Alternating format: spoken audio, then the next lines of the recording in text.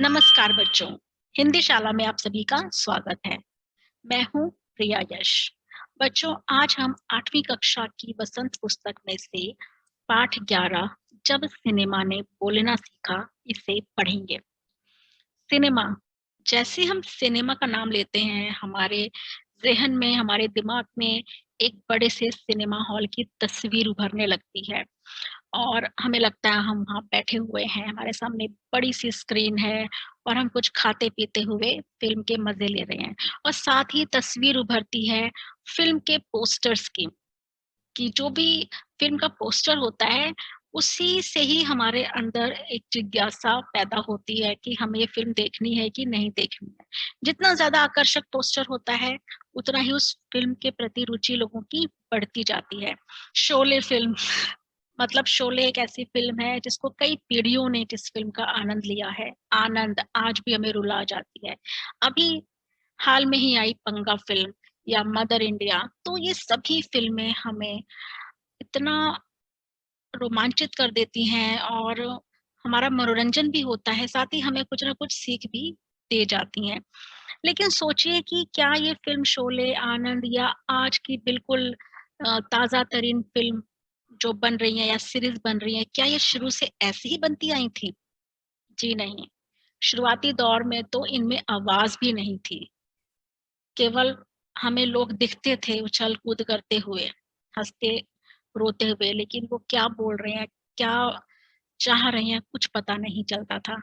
और जब आवाज़ आई फ़िल्म में, फिर तो फ़िल्मों में बदलाव ही आ गया और फ़िल्मों की सारी दुनिया ही बदल गई कि जब सिनेमा ने बोलना सीखा। कहते हैं ना, जब बच्चा पैदा होता है तब तक वो केवल इशारों से बात करता है ना, आ करेगा। लेकिन जब वो बोलना सीख लेता है, फिर देखिए बच्चा कितनी जल्दी प्रोग्रेस करता है। जब बोलना सीख लेता है तो सबसे बात करता है, उसके बाद वो पढ़ाई-लिखाई भी शुरू करता है, उसकी ज़िंदगी सँवर जाती है। तो उसी प्रकार से जो सिनेमा था जब शुरू हुआ था, तो वो एक मूक फ़िल्में बनती थी, साइलेंट मूवीज़ बनती थी, कि जिसके अंदर ठीक है, एक्टर होते थे, वो केवल एक्सप्रेशंस देते थे या बस कोई दौड़ रहा है, गिर रहा है, जैसे चार्ली चैपलिन को देखा होगा आपने, मिस्टर बीन को देखा होगा, तो आज भी जबकि इतना प्रोग्रेसिव सिनेमा है, तब भी वो साइलेंट मूवी की तरह काम करते हैं अपने एक्सप्रेशन से। तो उस वक़्त भी मैथोलॉजिकल यानी कि जो भी पौराणिक फ़िल्में बनती थी, ऐतिहासिक फ़िल्में बनती थी, लेकिन उसके अंदर आवाज़ नहीं होती थी, कोई डायलॉग नहीं होते थे। लेकिन क्रांति तब आई जब सिनेमा में जब डायलॉग आए, उसमें आवाज़ आई, उसमें गाने सुनाई दिए, तो वो जो पहली फ़िल्म थी, जिससे कि हमें सुनने को मिला, जिसको हम बोल सकते हैं कि सिनेमा ने अब बोलना शुरू कर दिया है, वो थी आलम आरा। चलिए, पार्ट 11 जब सिनेमा ने बोलना सीखा। वे सभी सजीव हैं, साँस ले रहे हैं, शत-प्रतिशत बोल रहे हैं। 78 मुर्दा इंसान जिंदा हो गए, उनको बोलते बातें करते देखो। देश की पहली सवाक यानी बोलती फिल्म आलम आरा के पोस्टरों पर विज्ञापन की ये पंक्तियां लिखी हुई थी। 14 मार्च 1931 की वह ऐतिहासिक तारीख भारतीय सिनेमा में बड़े बदलाव का दिन था। इसी दिन पहली बार भारत के सिनेमा ने बोलना सीखा था। हालांकि वह दौर ऐसा था जब मुख्य सिनेमा लोकप्रियता के शिखर पर था। पहली बोलती फिल्म जिस साल प्रदर्शित हुई, उसी साल कई मूक फिल्में भी विभिन्न भाषाओं में बनी, मगर बोलती फिल्मों का नया दौर शुरू हो गया था। तो आप देख सकते हैं कि 14 मार्च 1931 के दिन वो फिल्म रिलीज हुई। मूक फिल्में भी उस साल थी, लेकिन इस फिल्म की वजह से अब जो मूक फिल्में लोग बना रहे थे, उन्होंने भी अब बोलती फिल्म बनानी शुरू कर दी। पहली बोलती फिल्म आला मारा बनाने वाले फिल्मकार थे अर्देशिर एम ईरानी। उनका नाम था अर्देशिर एम ईरानी, जो कि पारसी थे। अर्देशिर ने 1929 में हॉलीवुड की एक बोलती फिल्म शो बोट देखी और उनके मन में बोलती फिल्म बनाने की इच्छा जगी। उन्होंने फिल्म देखी शो बोट, इंग्लिश की थी, और फिर उनको लगा कि नहीं, ये फिल्म कितनी अच्छी लग रही है, इसमें डायलॉग और गाने सुनाई दे रहे हैं, तो मुझे भी एक ऐसी ही हिंदी फिल्म बनानी चाहिए। पारसी रंगमंच के एक लोकप्रिय नाटक को आधार बनाकर उन्होंने अपनी फिल्म की पटकथा यानी स्क्रिप्ट और स्क्रीन प्ले वो उन्होंने बनाई। इस नाटक के कई गाने ज्यों के त्यों फिल्म में ले लिए गए, ज्यों के त्यों यानी एज इट इज ले लिए गए। एक इंटरव्यू में अर्देशीर ने उस वक्त कहा था, हमारे पास कोई संवाद लेखक नहीं था, गीतकार नहीं था, संगीतकार नहीं था, इन सब की शुरुआत होनी थी। अर्देशीर ने फिल्म के गानों के लिए स्वयं की धुनें चुनी। फिल्म के संगीत में महज 3 वाद्य यानी 3 इंस्ट्रूमेंट, तबला, हारमोनियम और वायलिन का ही इस्तेमाल किया गया। आलम आरा में संगीतकार या गीतकार में स्वतंत्र रूप से किसी का नाम नहीं डाला गया। इस फिल्म में पहले पार्श्व गायक बने W.M. खान और पहला गाना था दे दे खुदा के नाम पर प्यारे, अगर देने की ताकत है। इसके पहले क्या होता था कि अगर मतलब उन्होंने जो पार्श्व गायक बनाया, नहीं तो क्या होता था कि कोई और अगर गा रहा है या गाना रखना भी है तो वही ऑन द स्पॉट उनको गाना पड़ता था। तो उससे क्या होता था कि जो म्यूजिशियन होते थे वो भी दिख जाते थे। तो शुरू शुरू की फिल्मों में चीजें बहुत होती थी। अब आजकल तो रिकॉर्डिंग स्टूडियो है कि गाना रिकॉर्ड हो गया और उसके बाद में फिर वो जाके आप उसके ऊपर लिपसिंग करो और वो आपका सब कुछ तैयार हो जाता है। लेकिन ये शुरू से सब चीजें नहीं थी। तो कहाँ कहाँ से हमारा सिनेमा आगे बढ़ा है। आलम आरा का संगीत उस समय डिस्क फॉर्म में रिकॉर्ड नहीं किया जा सका। फिल्म की शूटिंग शुरू हुई तो साउंड के कारण ही इसकी शूटिंग रात में करनी पड़ती थी, क्योंकि दिन में बहुत शोर होता है। मूक युग की अधिकतर फिल्मों को दिन के प्रकाश में शूट कर लिया जाता था, क्योंकि जो साइलेंट मूवी है उसमें तो आवाज जानी ही नहीं है, तो कभी भी शूट कर लो। मगर आलम आरा की शूटिंग रात में होने के कारण इसमें कृत्रिम प्रकाश व्यवस्था करनी पड़ी, यानी आर्टिफिशियल लाइटिंग। क्योंकि अगर हम दिन का सीन दिखा रहे हैं तो कैसे दिखाएंगे, तो हमें उतनी ज्यादा लाइटिंग की जरूरत पड़ेगी। यहीं से प्रकाश प्रणाली बनी जो आगे फिल्म निर्माण का जरूरी हिस्सा बनी, और उसी से शुरुआत हुई लाइटिंग की। आप देखते होंगे मॉडल्स या सीरियल या फिल्में होती है उसमें कितनी लाइटिंग, अलग अलग तरीके की लाइटिंग का प्रयोग किया जाता है। आलम आरा ने भविष्य के कई स्टार और तकनीशियन तो दिए ही, अर्देशीर की कंपनी तक ने भारतीय सिनेमा के लिए 150 से अधिक मूक और लगभग 100 सवाक फिल्में बनाई। Alam Ara film Arabian nights जैसी फैंटेसी थी, मतलब बहुत ही फैंटेसी बोलते हैं ना कि जिसके अंदर काल्पनिक बातें हों, बहुत ही ज्यादा अच्छे सेट हों और बहुत ही भव्यता वाली फिल्म थी। फिल्म ने हिंदी उर्दू के मेल वाली हिंदुस्तानी भाषा को लोकप्रिय बनाया। तो यानी कि शुद्ध हिंदी प्रयोग हो रही है, या केवल उर्दू प्रयोग हो रही है, मिक्स, उसमें देशज शब्द भी बल्कि प्रयोग किए गए। इसमें गीत संगीत तथा नृत्य के अनोखे संयोजन थे, बहुत ही अच्छे गीत संगीत थे। फिल्म की नायिका जुबैदा थी, नायक थे विट्ठल। वे उस दौर के सर्वाधिक पारिश्रमिक पाने वाले स्टार थे। आप देख सकते हैं कि उस समय एक्टर्स को तनख्वाह यानी सैलरी मिलती थी, और सबसे ज्यादा सैलरी इन विट्ठल की थी। जो जितना बड़ा स्टार, स्टार तो आजकल होता है, तब तो अभिनेता हुआ करते थे, एक्टर हुआ करते थे। तो जितना अच्छा अभिनेता, जिसकी जितनी ज्यादा फिल्में चलती थी उसकी तनख्वाह उतनी ज्यादा होती थी। उनके चयन को लेकर भी एक किस्सा काफी चर्चित है। ये जो किस्सा भी बताया जाएगा ये आपका प्रश्न भी है, तो उसको ध्यान से समझिएगा, सुनिएगा। विट्ठल को उर्दू बोलने में मुश्किलें आती थी। पहले उनका बतौर नायक चयन किया गया, मगर इसी कमी के कारण उन्हें हटाकर उनकी जगह महबूब को नायक बना दिया गया। विट्ठल नाराज हो गए और अपना हक पाने के लिए उन्होंने मुकदमा दर्ज कर दिया। उस दौर में उनका मुकदमा मोहम्मद अली जिन्ना ने लड़ा, जो तब के मशहूर मशहूर वकील हुआ करते थे। विट्ठल मुकदमा जीते और भारत की पहली बोलती फिल्म के नायक बने। उनकी कामयाबी आगे भी जारी रही। मराठी और हिंदी फिल्मों में वे लंबे समय तक नायक और स्टंटमैन के रूप में सक्रिय, स्टंटमैन जो फाइटिंग सीन वगैरह करते हैं। इसके अलावा आलम आरा में सोहराब मोदी, पृथ्वीराज कपूर, याकूब और जगदीश सेठी जैसे अभिनेता भी मौजूद रहे। आगे चलकर जो फिल्म उद्योग के प्रमुख स्तंभ बने, प्रमुख स्तंभ, ग्रेट पिलर, पृथ्वीराज कपूर सभी जानते हैं, Kareena Kapoor and Ranbir Kapoor, the great Kapoor family, Rishi Kapoor and Shammi Kapoor and Shashi Kapoor and all. तो ये जो कपूर फैमिली है, इन्होंने फिल्मों को बहुत कुछ दिया है। इनके स्टूडियोज हैं और इन्होंने बहुत फिल्में बनाई जिससे लोगों को रोजगार भी मिलता है, इसीलिए प्रमुख स्तंभ उनको कहा गया है। यह फिल्म 14 मार्च 1931 को मुंबई के मैजेस्टिक सिनेमा में प्रदर्शित हुई। मैजेस्टिक सिनेमा में फिल्म 8 सप्ताह तक हाउसफुल चली और भीड़ इतनी उमड़ती थी कि पुलिस के लिए नियंत्रण करना मुश्किल हो जाया करता था। समीक्षकों ने इसे भड़कीली फैंटेसी फिल्म करार दिया था, मगर दर्शकों के लिए यह फिल्म एक अनोखा अनुभव थी।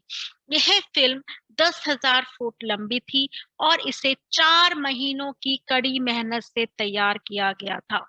सवाक फिल्मों के लिए पौराणिक कथाओं, पारसी रंगमंच के नाटकों, अरबी प्रेम कथाओं को विषय के रूप में चुना गया।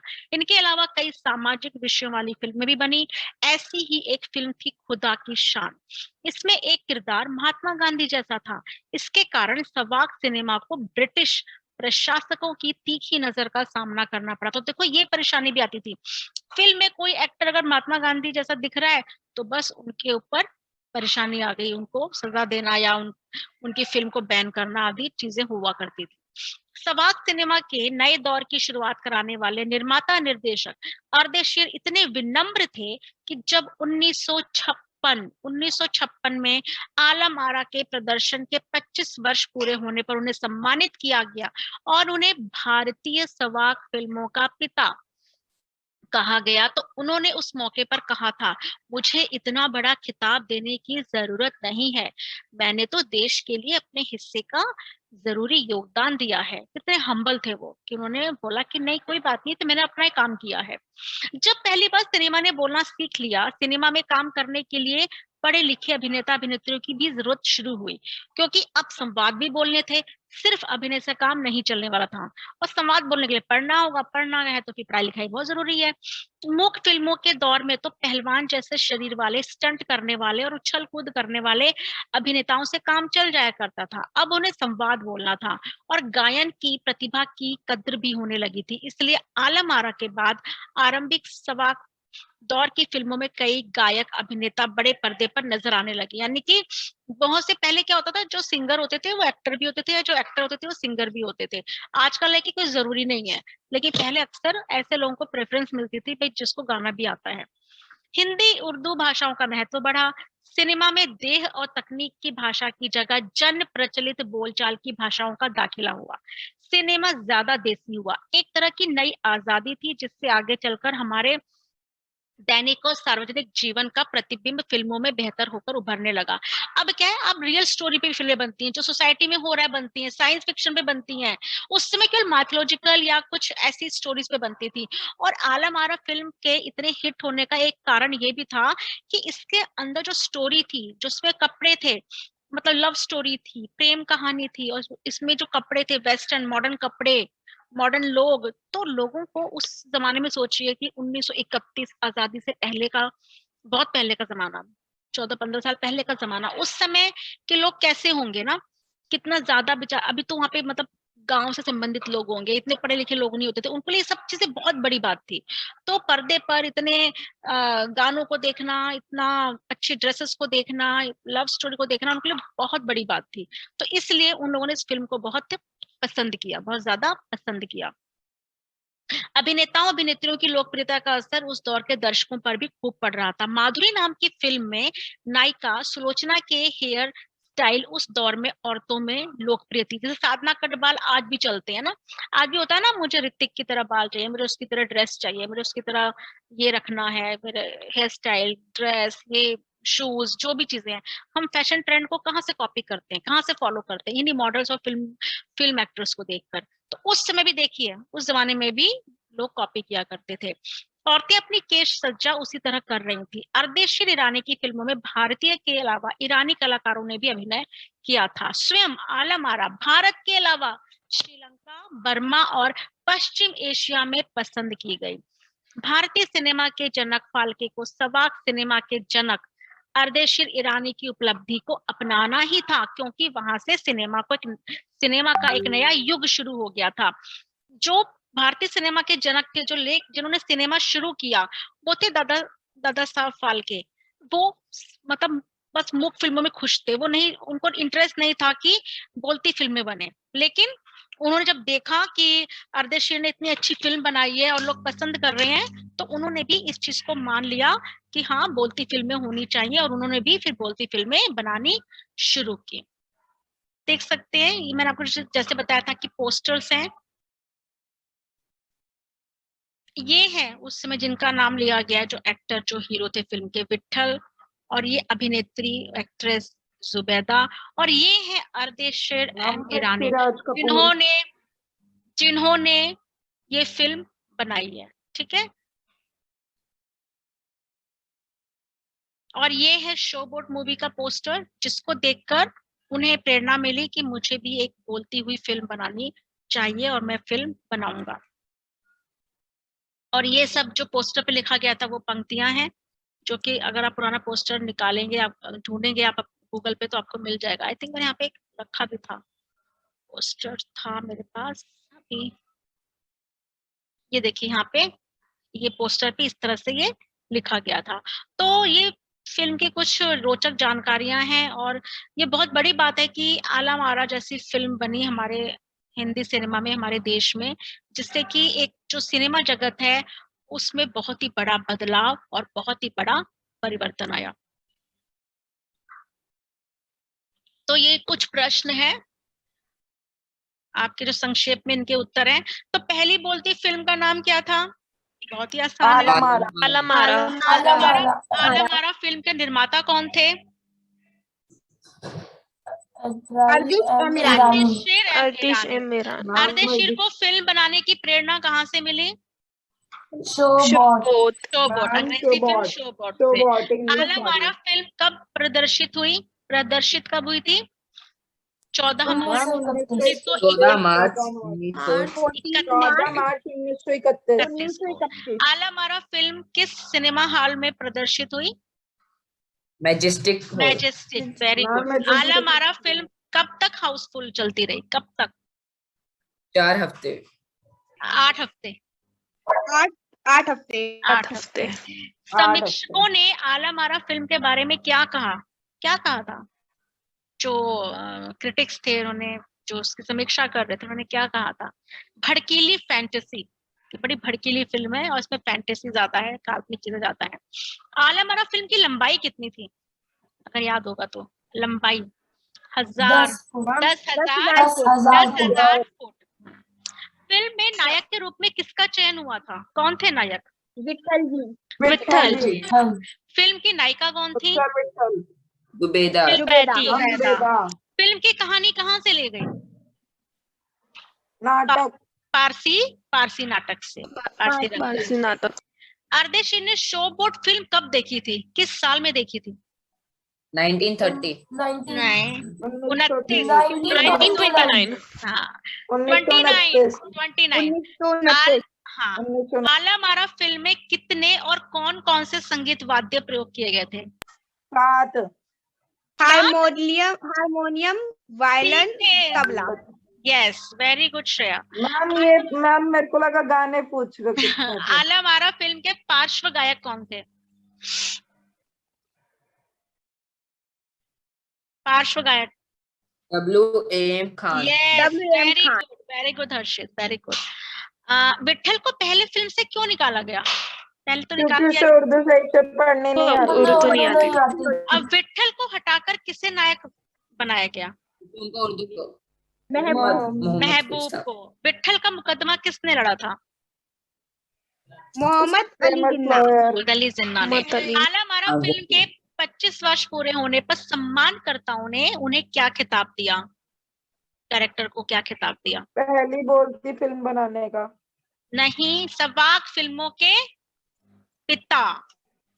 फिल्म आला मारा भारत के अलावा और कहाँ पसंद की गई? श्रीलंका, बर्मा और पश्चिम एशिया। ठीक है बच्चे, तो ये आपके बहुत शॉर्ट क्वेश्चंस हैं, और इसके अलावा जो आपके लॉन्ग क्वेश्चन है वो आपकी पुस्तक में जो दे रखे हैं वही, उनमें से कुछ आप शॉर्ट भी कर सकते हैं, बाकी मैं आपको वो होमवर्क भेज दूंगी।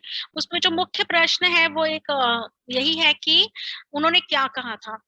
अर्देशीर को जब सम्मान मिला तो उन्होंने क्या कहा था? खिताब मिला था ना, क्या कहा था कि नहीं कोई बात नहीं, ये तो मेरा फर्ज है। ये बड़ा है, खिताब देने की जरूरत नहीं है, मैंने तो देश के लिए अपने हिस्से का जरूरी योगदान दिया। Very good, very good. और फिर एक छोटा सा एक आपका प्रश्न ये बन सकता है कि भाई क्या हुआ था विट्ठल के साथ में, कि उनको निकाला गया, इसलिए निकाला गया, फिर उन्होंने केस किया। बाकी सब इसके अंदर आपके शॉर्ट क्वेश्चन ज्यादा बनेंगे।